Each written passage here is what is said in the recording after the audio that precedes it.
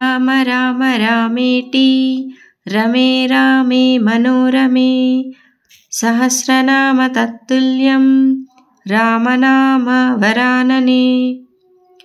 వాల్మీకి రచించిన రామాయణ మహాకావ్యంలో మొత్తం 24,000 శ్లోకాలు ఉన్నాయి. 7 కాండలు ఉన్నాయి.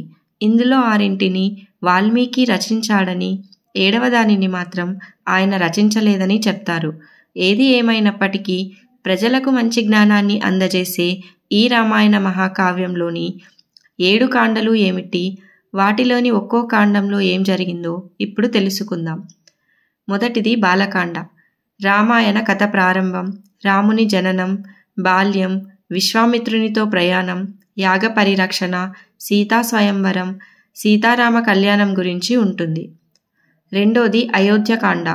ఇందులో కైకేయి కోరిక, దశరథుని దుఃఖం, సీతారామ లక్ష్మణుల వనవాస వ్రతారంభం గురించి వివరించబడింది. ఇక మూడోది అరణ్యకాండ.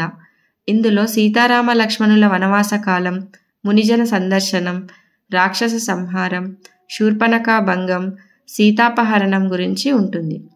నాలుగోది కిష్కింధకాండ. ఇందులో రాముని దుఃఖం, హనుమంతుడు రాముడికి సుగ్రీవుడికి స్నేహం కల్పించుట, వాలి వధ, సీతాన్వేషణ ఆరంభం గురించి ఉంటుంది. ఐదోది సుందరకాండ. ఇందులో హనుమంతుడు సాగరమును లంఘించుట, సీతాన్వేషణం, లంకా దహనం, సీత జాడ గురించి రామునికి తెలియచెప్పుట గురించి వివరించబడింది. ఇక ఆరోది యుద్ధకాండ. ఇందులో సాగరానికి వారధిని నిర్మించుట, యుద్ధం, రావణ సంహారం, సీతా అగ్ని ప్రవేశం, అయోధ్యకి రాక, పట్టాభిషేకం గురించి ఉంటుంది. చివరిగా ఏడోది ఉత్తరాకాండ. ఇందులో సీత అడవులకు పంపబడుట, లవకుశల వృత్తాంతం, సీత భూమిలో కలిసిపోవుట, రామావతార సమాప్తి గురించి ఉంటుంది. జై శ్రీరామ్.